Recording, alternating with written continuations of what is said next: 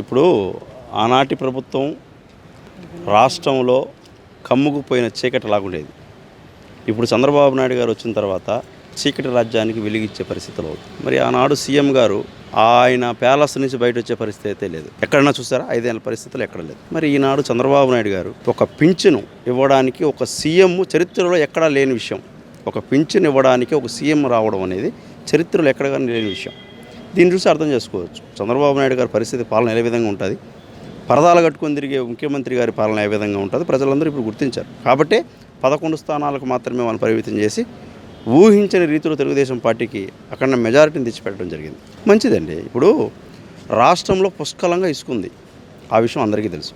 కానీ జగన్మోహన్ రెడ్డికి పరిపాలనలో పక్క రాష్ట్రాలకు తోలేదానికి మాత్రం తప్ప మన ఆంధ్రప్రదేశ్లో ఇసుక లేదు. అడిగితే దానికి ఏదో కుంటి సాకులు చెప్పడం, రేట్లు అమితంగా పెంచడం. మరి ఆనాడు చంద్రబాబు నాయుడు గారు ఉన్నప్పుడు కూడా 1700 నుంచి 1200, 1700 నుంచి దాటలేదు ఇసుక, ఎక్కడ దాటలేదు. మరి భవన నిర్మాణ కార్మికులు ఆ ఇసుకను నమ్ముకొని, మరి ఈ మధ్యకాలంలో లోకేష్ గారు కూడా చెప్పడం జరిగింది, పురోహితులు కూడా దాని మీద ఇబ్బంది పడిన పరిస్థితి ఉందని చెప్పి. ఎందుకు అంటే గృహప్రవేశాల కాడి నుంచి టోటల్గా ప్రతి ఒక్క కార్యక్రమంలో పురోహితులు కూడా కడుపు కొట్టినటువంటి పరిస్థితి జగన్మోహన్ రెడ్డి పరిస్థితి. మరి ఆ ఇసుక వల్ల 28 రంగాల వారు భవన నిర్మాణ కార్మికులు మరి ఆనాడు బతికేవాళ్ళు. మరి 5 ఏళ్ళలో వాళ్ళకి భవిష్యత్తు లేదు. అప్పులు చేద్దామని ఇచ్చే దిక్కు లేదు. ఇప్పుడు ఎలా ఉందండి? ఇప్పుడు సంబరాలు చేసుకుంటున్నారండి. ఈరోజు మన నారా చంద్రబాబు నాయుడు గారు హామీలు ఇచ్చారు. వచ్చిన 62 రోజులకి ఈ పొద్దు అన్నా క్యాంటీన్ అనేది పేదవాడికి అన్నం పెట్టేటువంటి ప్రోగ్రాం అనేది చాలా ముఖ్యమైన విషయం. ఈ 5 ఏళ్ళలో అతను పెట్టాలని తలుచుకుంటే వాళ్ళ నాన్న పేరు పెట్టుకోవచ్చు, ఎవరు దాన్ని కాదనడం లేదు. మరి ఈనాడు వాళ్ళ 5 ఏళ్ళు ఎందుకు చేయలేకపోయారు? అది చేయలే. మరి అన్నా క్యాంటీన్ తెరిపిస్తానని చెప్పి చంద్రబాబు నాయుడు గారు మాట ఇచ్చారు. ముఖ్యంగా దీంట్లో భవన నిర్మాణ కార్మికులు ఈరోజు మనం పని చేసుకోకపోయినా కుటుంబంతో సహా వెళ్ళి ఈ బతుకు కడుపు నిండా అన్నం తినే పరిస్థితి ఉంది. ఆ దీవులను ఆయన కాపాడాయి. మరి 5 ఏళ్ళు వాళ్ళ ప్రభుత్వమే కదండి ఉండింది. 5 ఏళ్ళు వాళ్ళ ప్రభుత్వం ఉండింది. మరి ఆ స్కామ్ను వాళ్ళు బయట పెట్టుండొచ్చు కదా, బయట పెట్టుండొచ్చు, వాళ్ళ మీద చర్య తీసుకుని ఉండొచ్చు. లేదంటే అక్రమ కేసులు ఎన్నో పెడుతున్నారు, వాళ్ళకి అలవాటే, ఉదయం కొత్త ఏం కాదు. మరి ఆ విధంగా ఎందుకు చేయలేకపోయారు? పెద్ద స్కామ్ ఉందని ఇప్పుడు నిరూపించమని చెప్పండి, నిరూపించండి.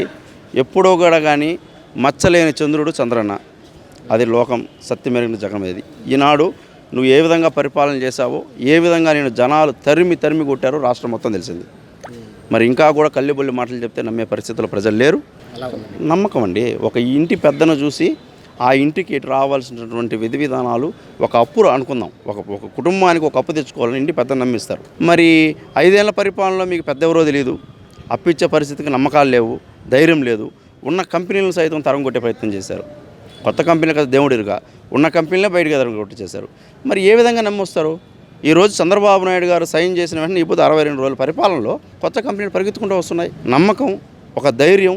మనం ఆంధ్రప్రదేశ్లో ఈ 5 ఏళ్ళు భయపడ్డారు, ఒరే మనం పోయి పెడితే మనం నాశనం అయిపోతాము, సర్వనాశనం అయిపోతాము అని చెప్పి భయపడే కారణాలు ఉన్నాయి. మరి ఈనాడు చంద్రబాబు నాయుడు గారు ఒక లెజెండ్.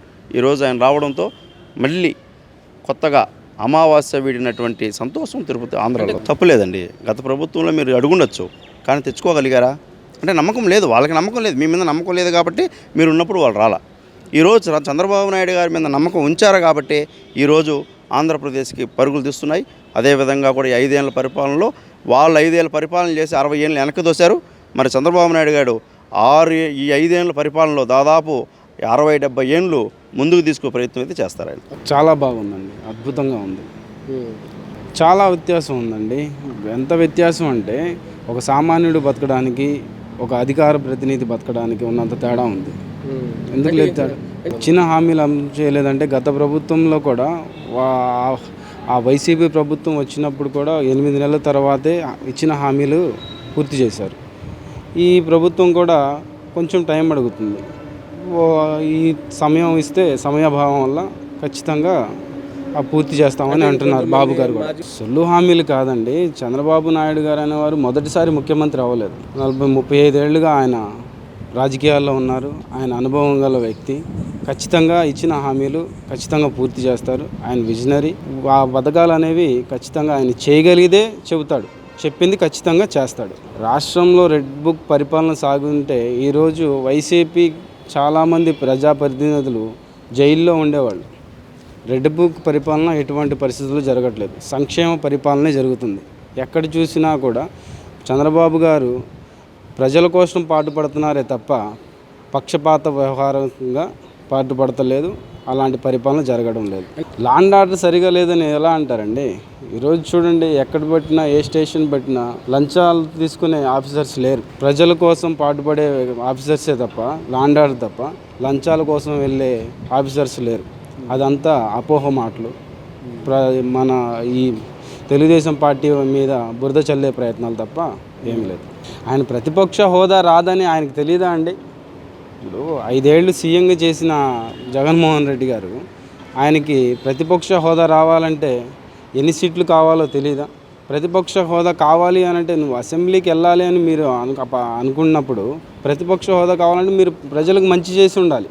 మంచి చేసి ఉంటే మీరు అడగడం కాదు, ప్రజలే మీకు ప్రతిపక్ష హోదానో లేకపోతే మళ్ళీ సీఎంగానో చేసేవాళ్ళు. మీరు ప్రజలకు అన్యాయం చేశారు కాబట్టి మీకు ప్రతిపక్ష హోదాకు అర్హత లేదని చెప్పి ప్రజలే డిసైడ్ చేశారు. ఇంకెలా ప్రతిపక్ష హోదా కోరతారు మీరు జగన్మోహన్ రెడ్డి గారు? జగన్మోహన్ రెడ్డి గారు ఇంకా పాత సీఎం కోటాలోనే ఉన్నట్టున్నారు. మీకు ప్రాణహాని ఉందని మీరు అనుకుంటే అది బాబు గారు ఏం చేయగలరు? ఏమండి, మీరు ప్రాణహాని ఉందని మీరు ఎలా అనుకుంటారు? మిమ్మల్ని ఏమన్నా ఎక్కడన్నా గవర్నమెంట్ వచ్చి మాకు నెలలైంది, ఎక్కడన్నా మిమ్మల్ని ఇబ్బంది పెట్టే కార్యక్రమాలు జరిగినాయా? మిమ్మల్ని కానీ మీ ఎమ్మెల్యేలని కానీ మీరు కావాలని చెప్పి కోర్టుకు వెళ్ళడం తప్ప మా బాబు గారి మీద బురద చల్లే ప్రయత్నాలు మానుకోండి. ఇది సమంజసం కాదు.